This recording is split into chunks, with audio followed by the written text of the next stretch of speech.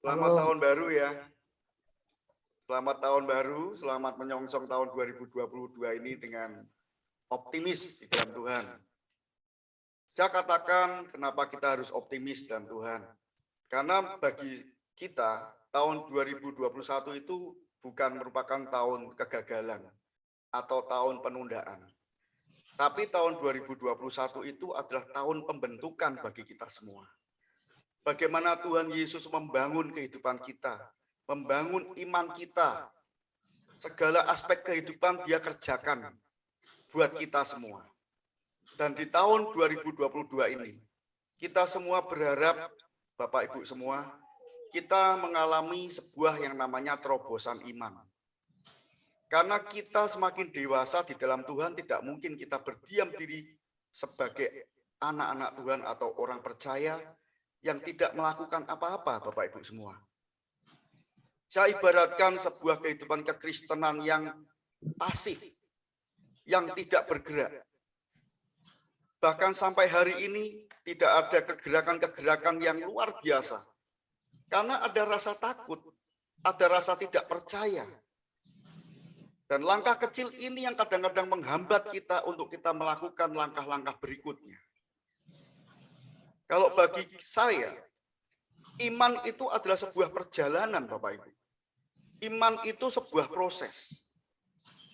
Di mana iman tidak semata-mata langsung besar, langsung kuat. Tetapi bagaimana kita bisa mendapatkan itu? Butuh keberanian kita untuk melangkah.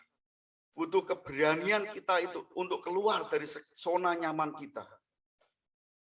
Ada iman yang harus kita bangun terus. Dan di tahun 2022 ini, kita semua mengawalinya dengan beriman kepada Kristus. Sehingga langkah kecil ini yang sepertinya sederhana, ini justru yang membuat kita bisa menjadi besar, menjadi kuat. Saya sering sharing dengan penatua, dengan pemimpin. Yang para pemimpin sharingkan adalah sebuah langkah kecil yang berani diambil. Tapi tentunya langkah besar itu didapat. Itu yang membangun saya, yang membangun semangat bahwa Yesus selalu ingin perkara-perkara yang besar itu jadi atas kita semua. Ya, mari kita buka dulu di Markus 3 ayat 1 sampai ayatnya yang ke-6. Markus 3 ayat 1 sampai ayatnya yang ke-6. Perikopnya, Yesus menyembuhkan orang pada hari Sabat. Kemudian Yesus masuk lagi ke rumah ibadat. Di situ ada seorang yang mati sebelah tangannya. Mereka mengamat-amati Yesus kalau ia menyembuhkan orang itu pada hari Sabat, supaya mereka dapat mempersalahkan dia. Kata Yesus kepada orang yang mati sebelah tangannya itu, "Mari, berdirilah di tengah." Kemudian katanya kepada mereka, "Manakah yang diperbolehkan pada hari Sabat? Berbuat baik atau berbuat jahat? Menyelamatkan nyawa orang atau membunuh orang?" Tetapi mereka itu diam saja. Ia berduka cita karena kedegilan mereka, dan dengan marah ia memandang kepada mereka. Lalu ia berkata kepada orang itu, "Ulurkanlah tanganmu." Dan ia mengulurkannya, maka sembuhlah tangannya itu. Bapak, Ibu, Saudara yang terkasih, di sini dikatakan bahwa ada iman yang luar biasa, ada langkah kecil, ada perubahan yang radikal. Ketika kita beriman kepada Yesus, maka Dia sembuh. Ada langkah kecil itu apa, Bapak Ibu? Ketika Yesus mengatakan, "Mari, ulurkan tanganmu dan kau akan sembuh." Ada perkara-perkara yang hebat, yang besar diawali dengan langkah kecil. Diawali oleh perkara-perkara yang sederhana. Ikut Yesus bukan berarti kita harus mengetahui semuanya tentang Dia dulu, baru kita ikut Dia. Ada langkah kecil, langkah awal ketika kita beriman kepada Dia. Yesus, kau sanggup menyembuhkan. Yesus, kau sanggup memulihkan. Asal ku jamah jubahnya saja, aku akan sembuh. Kita tidak harus mengerti benar tentang Dia untuk kita mengikut Dia. Tetapi itu inti dari iman. Kita beriman kepada Dia. Sama seperti Bapak Ibu, saya ibaratkan begini. Di antara kita di tempat ini, kita tidak mengerti benar tentang kelistrikan. Sebagian besar di antara kita tidak mengerti tentang listrik. Mungkin ada yang paham tentang listrik, Mas Kusyadi ya, paham tentang kelistrikan. Tetapi di antara kita tidak paham tentang listrik. Tetapi yang kita butuhkan apa Bapak Ibu? Terang, cahaya. Apakah kita mau duduk berdiam diri dalam kegelapan tanpa kita melakukan apa-apa? Apa kita harus belajar dulu tentang listrik baru kita mendapatkan terang itu? Yang kita perlukan hanya dua hal. Kita butuh terang dan listrik yang membuat terang itu bisa bercahaya. Kita butuh Kristus. Kita butuh Yesus. Kita nggak perlu mempelajari dia seutuhnya. Karena berjalan dengan dia itu proses. Kita mencari dia. Kita mendapatkan dia. Kita mengalami pengalaman bersama dia. Dan hari-hari kemudian kita dipenuhi oleh dia yang selalu menyertai kehidupan kita. Langkah awal yang pertama apa? Kita mencari. Kadang-kadang kita tidak pernah melakukan mencari Yesus. Kalau kita tidak mencari, bagaimana kita bisa mendapat? Kalau kita tidak mendapatkan dia, bagaimana kita bisa mengalami pengalaman bersama Yesus? Dan kalau tidak ada pengalaman bersama Yesus, bagaimana kita bisa dipenuhi hari-hari kita dengan penyertaannya dalam kehidupan kita di setiap musim hidup kita. Satu lagi ibarat yang luar biasa. Ketika kita lapar, apakah kita belajar dulu tentang ilmu pencernaan? Bagaimana makanan itu dicerna, bisa diserap oleh darah, tulang, dan sebagainya. Kita nggak mungkin belajar itu dulu semasa kita lapar, Bapak Ibu semua. Yang kita perlukan kita makan, kita kenyang. Nah, kadang-kadang langkah kecil ini yang membuat kita terhambat. Banyak kesaksian, banyak yang bertanya, Tuhan, kenapa Engkau sembuhkan dia, aku tidak? Kenapa dia mengalami hal baik, aku tidak? Seperti contoh, jemaat Tuhan ada yang bersaksi, handphonenya hilang. Saya mengatakan itu spektakuler. Handphone hilang sampai ketemu dikembalikan, itu luar biasa. Itu cara Tuhan mengerjakan anugerahnya atau mujizatnya bagi kita. Tetapi saya katakan, saya 4 kali handphone hilang juga tidak kembali. Tapi apa yang salah? Tuhan nggak pernah salah. Tuhan selalu berperkara dalam setiap peristiwa. Handphone 4 kali hilang, Tuhan punya perkara yang lebih dari itu, saya diganti dengan handphone yang baru. Kalau ada jemaat yang mengalami handphone dikembalikan, itu luar biasa. Ada yang berkata, Tuhan, aku kenapa sudah berdoa sama, aku tidak sembuh. Tuhan tidak pernah melakukan kesalahan sedikit pun di antara kita. Dia memiliki sebuah maksud dan tujuan untuk mempersiapkan kita.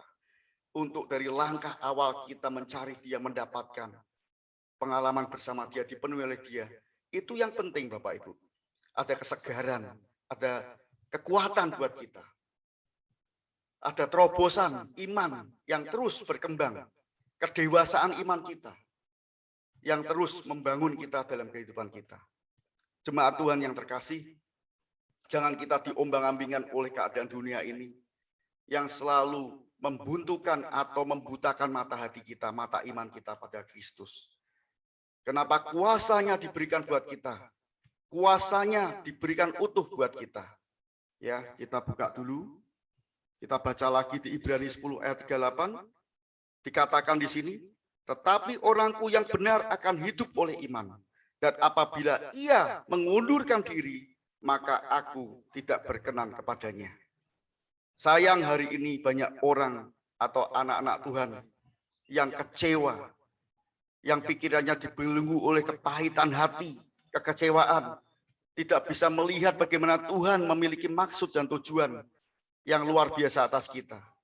Yang harusnya kita berkata, Tuhan, aku datang kepadamu. Engkau adalah Allah penyelamatku. Engkau Allah kekuatanku. Allah yang membuat, Allah harapanku. Ya, ketika kita mengatakan begitu, ada kekuatan. Ada kekuatan iman yang membangun kehidupan setiap kita. Bukan hanya sekedar Yesus memberkati kita lewat materi atau apapun. kita dibangun kehidupan kita seutuhnya.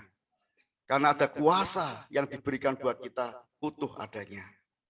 Seperti yang dikatakan di firman-Nya, tetapi kamu akan menerima kuasa kalau Roh Kudus turun ke atas kamu. Dan kamu akan menjadi saksiku di Yerusalem dan di seluruh Yudea dan Samaria dan sampai ke ujung bumi. Dan pernah dikatakan, kapan Tuhan itu terjadi? Kapan kuasamu itu turun? Jawabnya, engkau tidak perlu mengetahui masa dan waktu yang ditetapkan Bapa sendiri menurut kuasanya. Di sini dikatakan ada waktu Tuhan buat kita semua, Bapak Ibu. Tuhan butuh kesetiaan kita. Tuhan butuh respon hati kita kepada Dia. Supaya kita menerima Dia. Menganggap Dia sebagai Sang Penyelamat kita. Otoritas kita ada di dalam tangannya. Itu yang penting. Jadi kita harus berani keluar dari segala keadaan kita yang lemah ini, Bapak Ibu. Terobosan iman ini harus kita alami di tahun ini. Setiap pagi kita berdoa. Benar Bapak Ibu, sudah 2 tahun lebih. Kita berdoa setiap pagi bersama-sama. Itu adalah langkah awal kita. Untuk kita membuka ruang hati kita. Untuk kita mengerti bagaimana kita bergantung penuh kepada Dia. Dan kita bisa melihat bagaimana Tuhan mengerjakannya bagi kita semua. Banyak hal-hal yang terjadi selama tahun 2021. Itu yang mendewasakan kita. Menguatkan kita. Kita menjadi berkat. Ada roh Allah yang menguatkan kita. Menjadi saksi. Roh Kudus turun di atas kita. Dan kita akan menjadi saksinya di Yerusalem. Arta-kati Yerusalem. Kita menjadi saksi di dalam keluarga kita. Suami kita, istri kita, anak-anak kita. Kita menjadi saksi Kristus di Yerusalem, di keluarga kita sendiri. Ada lonjakan iman, terobosan iman di keluarga kita sendiri. Kemudian di seluruh Yudea, artinya apa? Di sekeliling kita, saudara kita, family kita, mak engkong kita, eyang kita, diberkati Tuhan. Kita berdoa bagi Dia. Kita kabarkan keselamatan Yesus di kerabat kita, di family kita. Lebih luas lagi di Samaria. Dan Samaria waktu itu tidak ditinggali hanya orang Israel. Ada bangsa lain yang ada di sana. Dan artinya apa? Kita harus kabarkan Injil kepada mereka yang tidak mengenal Kristus. Jadi berkat ada terobosan iman di lingkungan pekerjaan kita, di setiap kegiatan kita, di dunia pendidikan, profesi, semuanya. Itu ada terobosan iman di sana, ada kebangunan rohani di sana. Dan di seluruh, sampai ke ujung bumi, yang artinya apa? Setiap kita ketemu orang, siapapun itu, dari suku bangsa apapun, nama Yesus dinyatakan, disampaikan. Ada keselamatan, kita terobos, ada terobosan iman. Dan dengan kuasa Roh Kudus yang membangun kehidupan kita. Mari jemaat semua, di tahun ini kita harus melihat, mengevaluasi apa yang sudah kita alami bersama Yesus. Dan di tahun ini ajar kita semua untuk semakin semangat di dalam Kristus.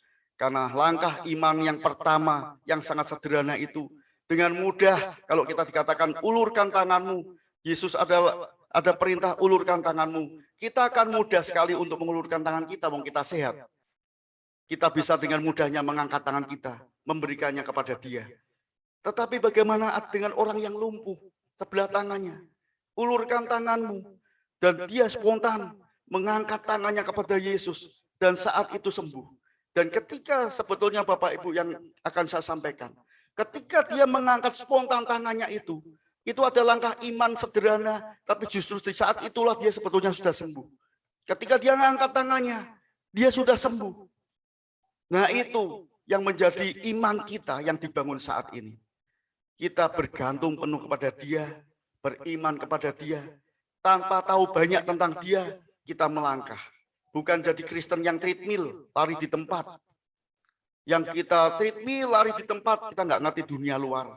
Kita memang sehat diri kita sendiri. Tetapi banyak orang yang membutuhkan Yesus di sana. Banyak orang yang butuh terobosan iman di sana. Banyak orang yang lemah perlu dipulihkan. Banyak orang yang sakit perlu disembuhkan. Kita tidak jadi orang Kristen yang kalkulator, hitung-hitungan sama Tuhan terus. Tapi kita menjadi anak Tuhan yang taat atas perintahnya. Tidak ada hitungan di atas kertas bagi Yesus. Yang ada dengan miracle yang terjadi dalam kehidupan kita. Kristen kalkulator aman enggak? Aman. Bisa hidup enggak? Bisa hidup. Nyaman enggak? Nyaman. Tapi orang seperti ini tidak akan mengalami terobosan yang besar. Dia akan berhenti di sana. Nah, padahal pagi hari ini Bapak Ibu yang saya sampaikan, kita harus mengalami terobosan yang besar. Hidup bersama Kristus itu isinya cuma terobosan-terobosan yang Tuhan berikan. Menerobos ruang-ruang yang sepi, yang mati, daerah-daerah yang mati, dipulihkan, dibangkitkan. Melalui siapa? Melalui kita. Kita menjadi saksinya lewat pernyataannya atas hidup kita. Itu yang penting buat kita semua Bapak Ibu. Di tahun 2022 ini, awali semuanya segalanya dengan beriman kepadanya, berdoa kepadanya, berharap kepadanya. Dan segala sisi-sisi kehidupan kita, kekosongan kehidupan kita, dia akan mengisinya. Dia akan memulihkan, mendampingi, menyegarkan setiap kita. Amin. Jadi jangan jemu-jemu kita untuk berdoa. Jangan jemu-jemu kita untuk bersandar kepada dia.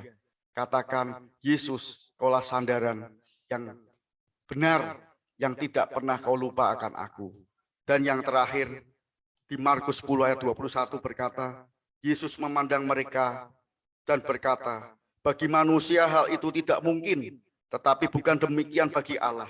Sebab segala sesuatu adalah mungkin bagi Allah. Jadi pagi hari ini, ditegaskan kembali, tiada yang mustahil bagi Tuhan untuk memulihkan keadaan kita. Bagi kita semua yang sedang sakit, tidak ada yang mustahil bagi Tuhan untuk menyembuhkan kita. Kita yang lemah, tidak ada yang mustahil bagi Tuhan untuk membuat kita kuat kembali. Tidak ada jalan buntu di hadapannya. Yang ada jalan yang selalu terbuka buat kita semua. Amin.